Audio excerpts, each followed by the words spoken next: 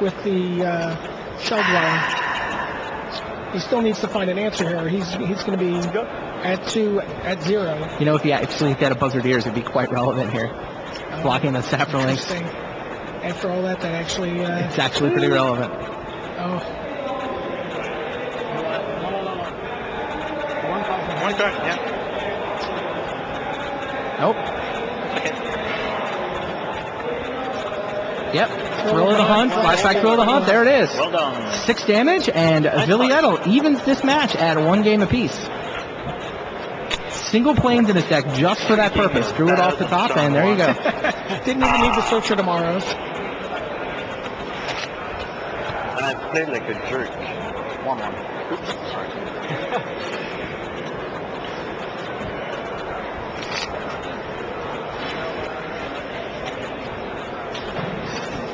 So it looks like we're going to be going to the back table. Yeah, let's try to get a look at the match.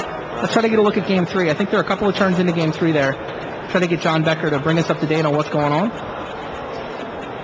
It's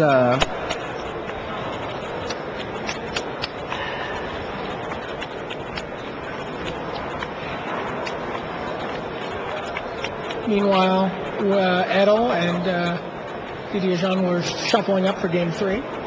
Yeah, so this the other match in the semifinal one we haven't gotten to yet. Jean-Maurice Merkel from Germany. He's on the right-hand side of your screen. He's the one with the back to us. Bastian Perez is the one wearing the green and white hat.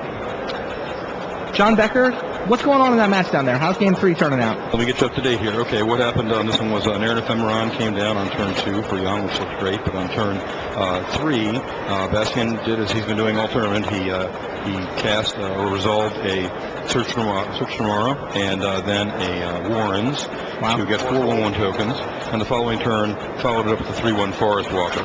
On Jan's side is a Morph and a freshly cast Herdnar, and we're looking at about very close life total, still 17 to 19. So Bastian has 4 1/1 tokens and a 3/1 Forest Walker against a pending Ephemeron and 2 2/2s. Search for Tomorrow after the Warrens sounds really good. I was just thinking that it seems like we found really a pretty staple archetype probably for the remainder of this draft season. Yeah, it really feels like people haven't been talking about Storm, but it looks awesome. It seems like people are just starting to figure out how to build it, but red in this format gives you the one big turn that you can build for it. Did you hear the match that Chris Fennell had? No. In the another Morph from tournament, he plays turn 4 or turn 5 Teferi's Moat, naming red. Yeah. The next turn he plays Teferi's Moat, naming black. Yeah. Shutting down all of his opponent's creatures from attacking, but he has his opponent's mounting an army. Yeah. He can't get through on his own. He ultimately wins by playing 5 creatures on one turn. Yeah. Grape shotting for 6, and then grape shotting for 7. That was the sort of Storm highlight for the weekend. Wow. Although probably not the best Teferi's Moat story. The best Teferi's Moat story involved someone word of seizing Teferi's Moat. Really? Yes. Gain control of target permanent. Really? Yeah, and in fact, it was even more interesting. The word of seizing was cast by the owner of the moat, and it was Willbender. Oh my goodness. Some crazy thing like that. That's insane. Which is an interesting thing people really haven't talked about. Willbender as an answer. The one answer to split second. One answer to split second in the format, yes. Yeah, Willbender's so good in this format. He's always been one of my favorite cards. I haven't had a chance to play with him yet in any of my drafts, but he was always one of my favorite cards in that block. All right, both players this is kind of a tight, complicated board position. This almost looks more like a sealed deck board than a draft board. Yeah, it's true. Lots of guys in play, lots of mana. 4 goblins for Bastian Perez, along with a Germinator, a Buzzardier, and what's the last creature that he's got? Is that the 3/1 Forest Walker? Yeah, the 3/1 Forest Walker. Facing off against Merkel, who's got 2 morphs. Wormwood Dryad, I believe, is the name of that card. Right.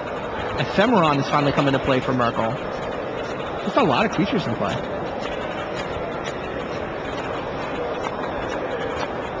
There's a lot of morphs in Merkel's deck. Fathom Seer. He's got like 2 Brine Elementals? 2 Brine Elementals. I think one of the really the top morphs you can ever hit that guy. He's very exciting. 6 mana for Phantom Worm. Phantom Worm.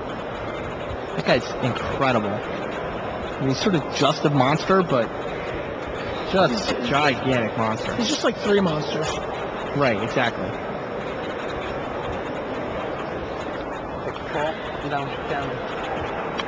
And All right, Perez Bastian chump is- blocking with Goblin Token. Bastian is cashing in his tokens here to chump block.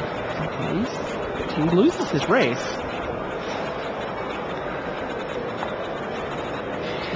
It's a tight race. He's got 2 in the air with the buzzard ears. He's got 3 land walking with the Dryad. 5 a turn, so he basically needs 3 more attack phases. But every time he forest walks with the Wormwood, he gives a point back to... Right. So he needs 3 attack phases. He's got 10 life left to play with. And an Ephemeron on the other side, so... So it's 5 for... they're trading 5s, really. With the Wormwood Dryad doing a point of damage. Perez loses that race. Yeah.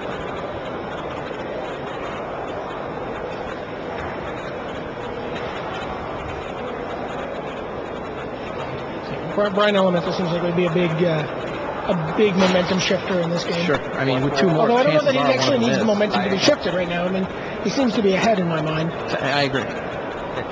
Now it's 9. Perez falls to 9. Merkel falls to 7. Yeah, Perez does not have the 2 turns he needs to win with what's on board. Perez does have the Search for trample tomorrow. worms in his deck, and Yeah, they can come out kind of as a surprise attacker that you're not counting on. Yeah, but he doesn't have time. Like they're trapped in his hand. Right. He was 1 mana short of being able to cast them, and now he doesn't have time. What he really needs to do is he just basically needs to draw. He needs to top deck comp to the domain. Merkel's going to attack him down to about 4 this turn. If he flips over a Brine Elemental, I mean, we wouldn't even get another turn. This game would just end. 7 to flip Brine Elemental. So he needs to draw a land and have a Brine Elemental be face down. Yeah, those 2 Havenwood worms in Perez's hand just don't look good to me. He does have them in his Yeah, hand. He's drawn them consistently over the course of today, and they've I'm not never done anything. I'm not sure that they shouldn't be an assembly worker or Yeah, that sounds way better. What else is in the sideboard? let's see. He's got things that he could play. Assembly worker. He's got Ghost Flame Slivers that he could play if he wanted to, but that requires black. Yeah, he's only got 1 swap. Ancient Grudge Molder. He actually doesn't have that much. He's got a Bone Splitter Sliver. I would definitely run that. He's got a I think Flame that's Core. 4-2 even on his own, and he's got a couple other slivers. He's got a Flame Core Elemental. Yeah, I don't like those worms. No. Seem like a mistake. He's got a Subterranean Shambler, but that seems pretty out of character with his deck. And he's got 2 two-headed giants. He's even got a Whirling Dervish, which seems like it could be potentially an interesting card. Yeah, I think those worms are just too big. His deck is not built Yeah, for... they've clogged up his hand every time we've seen them drawn.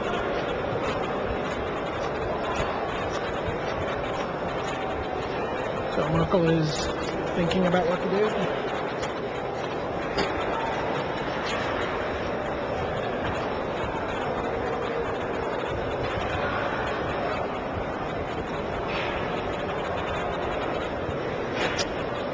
Merkel sizing up his attack. Meanwhile, on the front table, Billy Edel has resolved Burdened Embrace on a Germinator. Talk about living the dream. The only way that gets better is if it's on a Death Spore Thallid. It becomes sort of a who's the guy? Phyrexian Plague Lord. Sure. Or Killing Machine is Plague Lord, Killing Machine, same thing. So Dijon's going to need an answer to that Burden Embrace really quickly. And Bastian Perez is going to need an answer to Flying Ephemeron really quickly as well. It looks like the answer that he came up with was ritualing out a stuffy doll with Basil Sliver.